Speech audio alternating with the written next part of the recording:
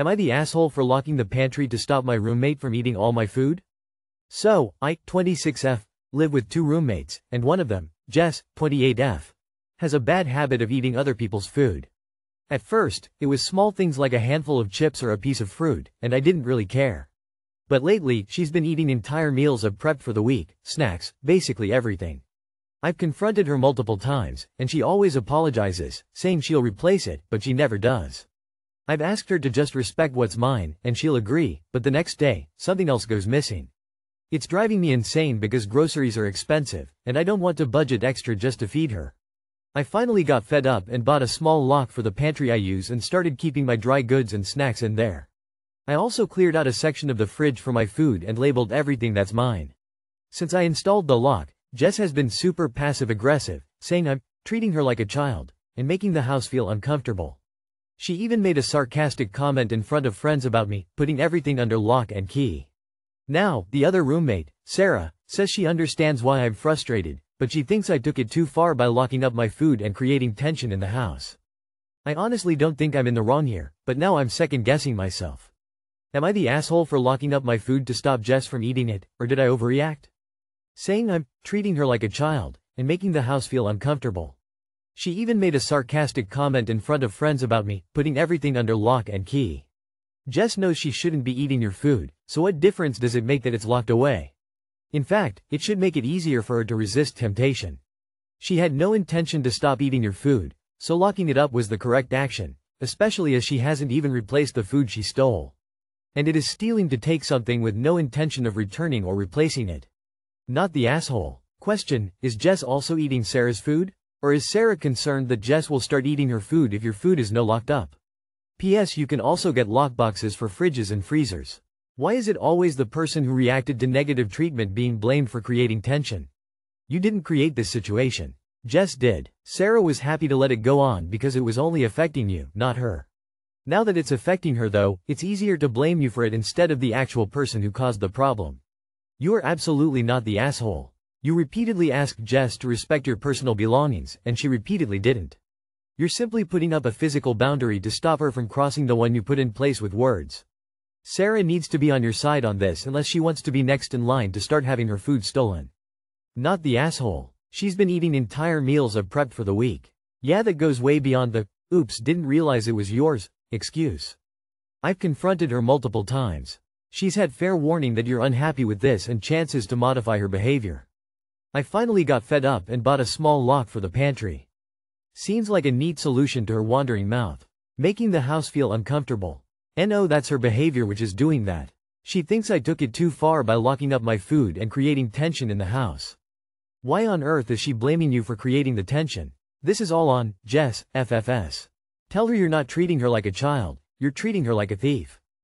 Since you've confronted Jess multiple times and she's quite aware that you don't appreciate her behavior towards your food, I don't think it's you who's creating tension in the house. I think it's a shame that you have to lock your food away from a grown-up who should know better than to keep stealing what she knows isn't hers. Not the asshole. Not the asshole. Jess is inconsiderate and is the one who was truly acting like a child. I had roommates who exhibited similar behavior in the past, so you did what you needed to do to protect your food. You need to sit both Sarah and Jess down and let them know that if they want you to respect them, they need to remember to respect your feelings as well. If this continues, you should either kick Jess out or move out. Am I the asshole for calling my fiancé to grow up over his picky eating? My 27F fiancé, 29M, is an extremely picky eater, and lately, I've been feeling really frustrated with his extreme pickiness when it comes to food. He has a very limited diet and refuses to try anything outside of his comfort zone. He doesn't eat meat or vegetables. His diet typically consists of stuff like pizza, macaroni, cereal, and bread with the occasional fruit on the side. This has made it extremely frustrating whenever we eat out. If we're getting something to eat, we have to only go to places that serve anything he wants, which limits our options to mostly just fast food or pizza places. He's offered to go out to other restaurants with me, but he never ends up ordering anything when we do, and it's extremely embarrassing. He never eats anything I cook, and typically just sticks to making his own food. This came to a head when we visited my parents last week. We sat down to eat together. They know he doesn't eat meat, so prepared a vegetable dish. When we were eating, he only ate a small portion of it, and I could tell from how little he had eaten he wasn't going to finish it. My parents asked what was wrong, and he thanked them for the food, but said he just wasn't that hungry and ended up just fiddling with the rest of it and threw most of it out after dinner. I was mortified. On the way back, he wanted to stop and get food and I kind of laid into him.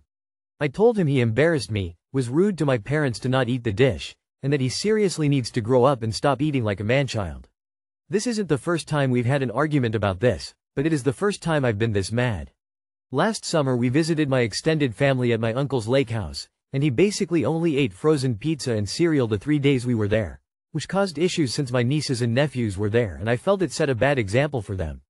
He got really hurt and hasn't talked to me much for the past few days. I feel bad, but at the same time, I'm just tired of this. So, am I the asshole? I feel I could have been nicer and more accommodating, but it's not like he has a medical condition that forces him to eat this way. I'm just so tired with him not even being willing to try and continuing to eat like a 5-year-old. You are the asshole. I have a general rule. Whenever there are two people and one of them is trying to control the other, the controlling one is almost always the asshole.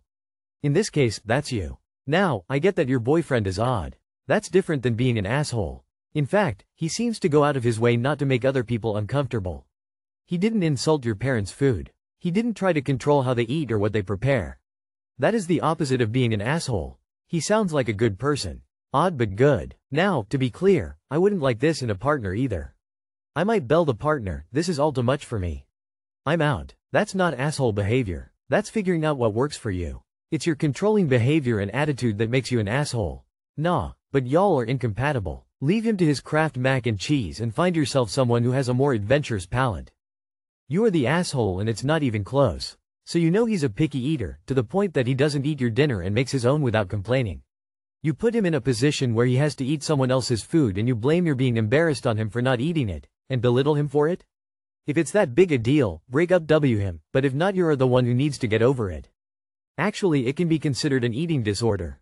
Edit verdict, you are the asshole. I get the frustration, but honestly some people just can't help it. I'm picky and I hate it, but I can't move past it. I've tried. No assholes here, not compatible unless op can learn to live with it. I disagree that this rises to controlling behavior. I had a college boyfriend with extreme pickiness and told him, oh, that won't work for me long term if we can't try ethnic food together. Early on, and over a year he tried more and more and ended up loving practically all of it, and his pickiness is completely cured to this day. His family thanked me for giving him a reason to try foods outside his comfort zone. Y'all are a lot older than college age and that ship has probably sailed to a large degree for him, or his case is more severe. Not sure how you got to engaged without this popping as a major incompatibility, but time to either accept this as how he is or exit the relationship. Should not get married. I seriously doubt he will change his diet. Moreover, with such a terrible diet, he is likely to have healthy issues in the near future. Am I the asshole for not letting my sister-in-law throw a surprise party at my house? So, here's the situation. My sister-in-law, I'll call her Jane, recently decided she wanted to throw a surprise birthday party for her husband, I'll call him Jeff, my brother. The only issue is that she wants to have it at my house. I've got a nice backyard and a big open-plan living area, and apparently, Jane thought it would be perfect for the party. The thing is, my wife and I have a 2-year-old son, and we've got another baby on the way. We're exhausted all the time, trying to keep up with our little one while managing work, household chores, and preparing for the new baby. Our house is also a bit of a mess right now with renovations going on in the kitchen. We've got tools and materials everywhere, and the last thing I want is to host a party in the middle of all that chaos. When Jane brought up the idea, I politely declined and explained the situation. I told her we're not really in a position to host a big gathering, especially with our house in disarray and our schedules so tight. I even offered to help her find a different venue and help with party planning in other ways, like catering or decorations, but she didn't seem to want any of that. She got upset and said it would mean so much to Jeff if we hosted, and it's just for one night. She also said that since it's a surprise party, she couldn't exactly ask him for input, and she didn't want to rent out a venue because she wants it to be cozy and personal. I stood my ground and said no. It's just too much for us right now. Jane then started telling other family members that I was being unreasonable and selfish, and now they're all giving me grief for it. My mom even suggested we could put away the renovation stuff for the day, and that a party would help us unwind. Am I the asshole for sticking to my boundaries? I get that Jane wants to do something special for Jeff, but I feel like I'm being pressured into hosting something I just don't have the energy or space for right now. My wife is 100% on my side, but the rest of the family thinks I'm the bad guy for not going along with it. Lol, sure. Putting away all equipment in the middle of a big project to set up for a party op and his wife don't want will help them unwind. Did mom say that with a straight face? Remind them all, no is a complete sentence. In this case it's also the last word. Until let mom, host or the other relatives. Not your job. Her idea to throw the party. Her job to host. Don't argue with anyone. Just say it is not possible and quit making excuses. No is a complete sentence. Why not let mom throw the party if she thinks that the renovation stuff is so simple to move? Or everyone needs to show up and clean your home both before and after the event. Not the asshole they can rent places for parties, they can go places. But not only would you have to watch your kid and take care of your wife, you'd have to take care of a bunch of house guests. Fuck that noise, not your problem, just for the surprise. Not the asshole your house your rules. Why don't Jane host the party in their backyard instead? Not the asshole. No is a complete sentence. Just keep saying it until she gets the point. No need to explain. Am I the asshole for not donating old toys to my ex's children? I, 34 female, have 2 kids with my ex, 13 and 12.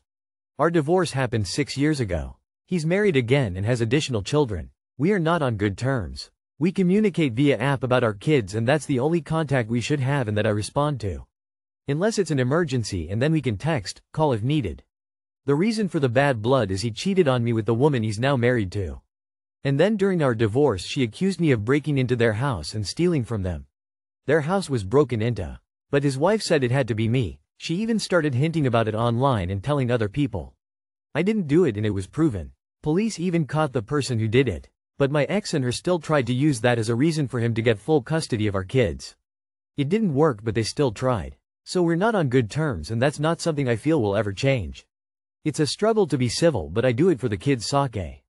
I hate the two of them though and think they're both shitty people. Last year they had a micro-preemie which is their 3rd child together. She also has a child with someone else. After the birth of their micro-preemie they started struggling with money and felt bad for their other children who live with them full time because they had to make a lot of changes.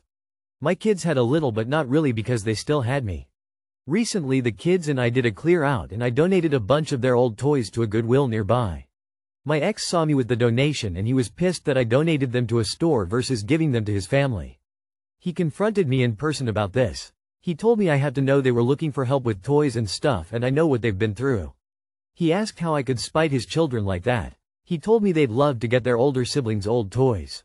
He confronted me a second time because he found out our eldest gave a couple of toys to a friend's younger sibling. I knew about it but didn't confirm that to him. He still guessed and again in a face-to-face confrontation he called me out for not donating them to him and letting them be donated elsewhere.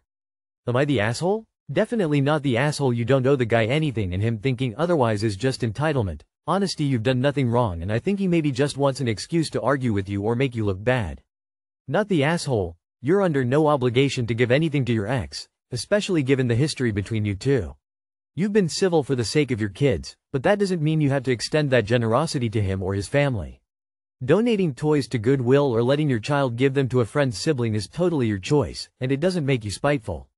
You've offered support to your own kids, and your ex's situation is not your responsibility. He's the one making this a bigger deal than it needs to be. Not the asshole. The toys belong to your children, not your ex's new family. It's your decision what to do with them. Not the asshole. Remind your ex to only communicate through the app, and only about matters that concern your shared children.